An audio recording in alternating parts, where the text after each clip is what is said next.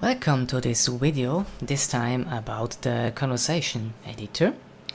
Most probably going to be the last one of the videos about the editors, especially about the larger ones. The conversation editor is quite an important one, especially for my project in this case, but maybe also for others. This is because the conversation system itself is made quite generic, so you have the editor from the engine directly, you've got a bunch of scripts directly for directly using the system in your projects, and it's made to support all systems from complex to simple conversations up to cutscenes and everything in between. So I will try to give a shorter overview since I had earlier already made a little video about the editor but in an earlier state.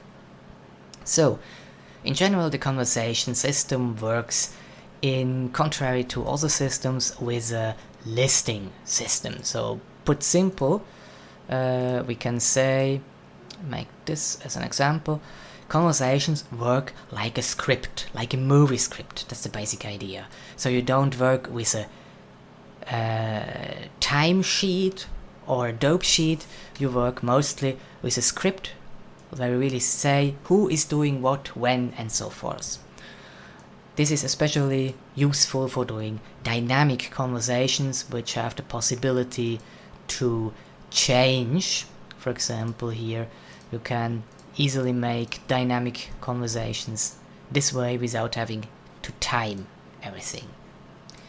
So, to give a quick overview, in general you have a system of targets, camera shots, and poses or gestures and face poses.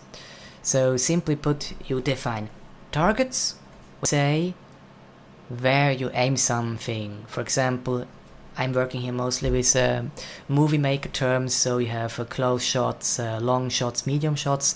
So this tells which target is used for what kind of camera shots, for example.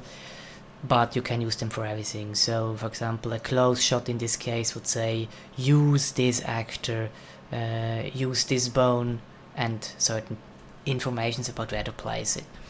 So you can attach cameras directly to bones and directly to actors themselves. In general, every conversation can have any number of actors, 1, 2, as many as you want, and you can add and remove them anytime. So in general you always have a unique identifier for the character, and you can also give him an alias to better identify him if you have many and so forth. This here is for testing purpose, since the scripting is separated from the editors because it's too generic. So in here you can create all kinds of testing situations which you can then also save and later on load directly to quickly test what you have. I will come back to this shortly. So you have the targets, and this is mainly important for camera shots. This is the most important part of the conversation. How do you frame your actors?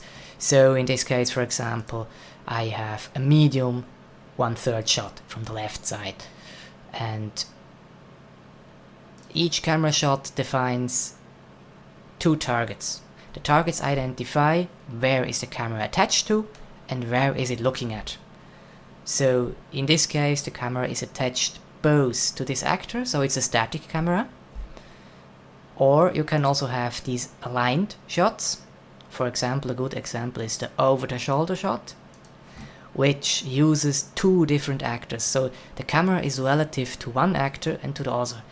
And this especially also means that the camera shot adjusts itself to where the actor is. So if I move him, for example, more to the closer, or I move him further away, the camera adapts to the situation. The same works if, for example, is he more located here, or I can also move him more in this direction. So the camera tries to dynamically frame depending on what parameters you use. Or if it, for example, is a little bit is a little bit lower, then the camera just adapts to keep things in line. So these are dynamic camera shot. So dynamic means you have two actors, two attach points, and thus the camera changes with the situation. Furthermore, you can have these camera parameters. There are a bunch of parameters. I'm not going to show all of them, but these allow you to make, for example, zooming cameras when the parameters are different. It's always a linear modification, or something like a dolly zooms, or a little bit more special. You have all kinds of possibilities how you can create panning, moving, circling, whatever you want to do. So the timing is usually relative, so the camera moves or zooms as long as you want to have it. So all kinds of effects you can make this way. Then especially there's a little help for you, so the rule of thirds aid. So you can use this little one to frame your actors according to the typical rules with which you can frame something. For example, like this here. So this you can use. I'm not going to go into details. People who know about movie making are going to recognize this little tool. In the end, the general idea is that you have a very, I don't say complex, but you have a lot of things you can set in the camera, so you should be able to make all kinds of different movements with the camera, especially with these two parameters. I will not go into detail. This is really something you have to experiment with and will be later on put into the wiki. So, another thing is the poses and the gestures. So the basic idea is that you can define for a character what he doing while he is acting. So you put these into a list. For example, I can say this is a camera shot. Then I can say I want to select this camera shot and accordingly work with it.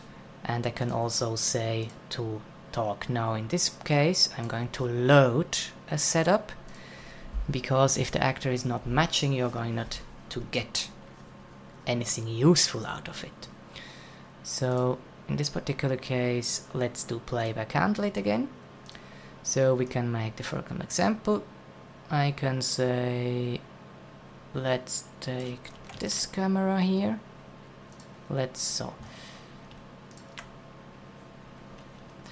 You can directly play back what you have, and this is also the general idea behind. You have potential soundtrack you can use. You can align the text of the words. The words indicate what you're speaking. So, in generally speaking, I'm working here with EPA system.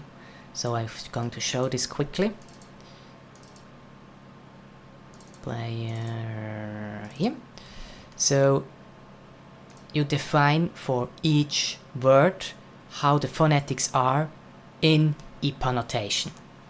And with this you can then create spoken words just by copy-pasting EPA phonetics from, for example, a dictionary. I use, for example, an online dictionary to copy for words I need the EPA phonetics, and you get a system with which you can work directly, or you can modify the different parameters to get more customized character traits. For example, have a character use a certain accent, you can change how the phonetics look like and the different animations used to produce the face.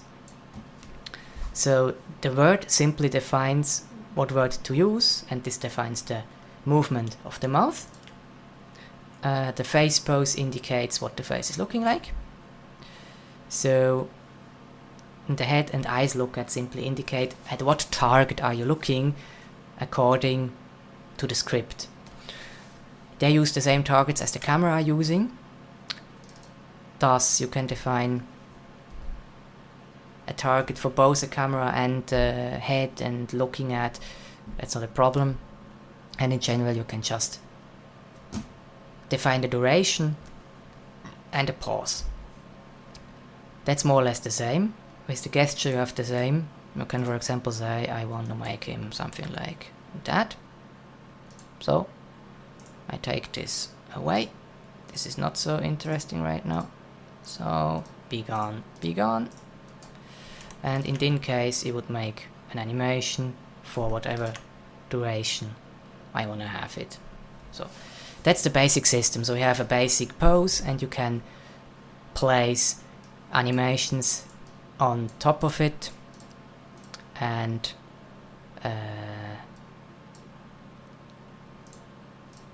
mix them together in whatever way you want.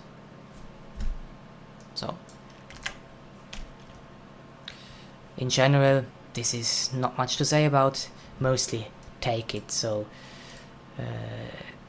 one action is done after the other and the system interleaves. So for example you can have also testing all kinds of animations in this one here.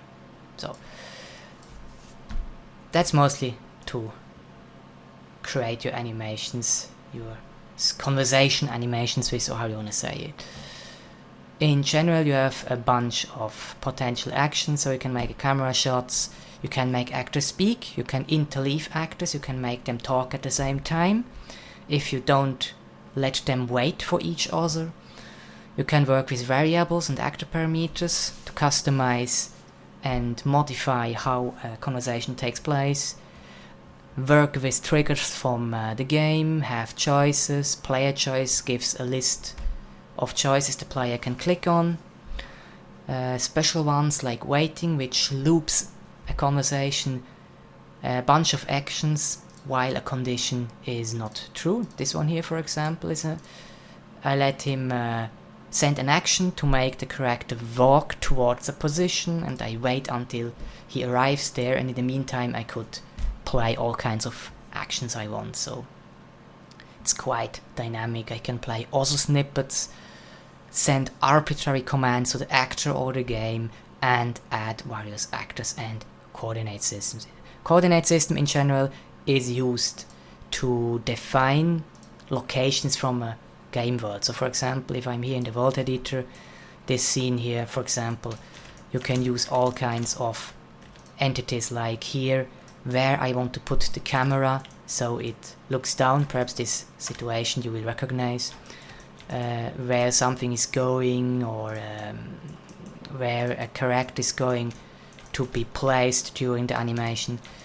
These are coordinate system entities you can place and then reference in your conversation. So you can also have situation specific conversation or conversations which are generic for whatever situation. That's more or less about this situation here. And this is just for helping you to group your conversations in all kinds of systems. And thus you can also use, for example here, that's an example of different conversations depending if you are depending if you are on a phone call or not. So the example is the phone would give a different conversation than without it. Last but not least, you have also various possibilities. You can create a scene or recreate a scene you want to specifically create your conversations with.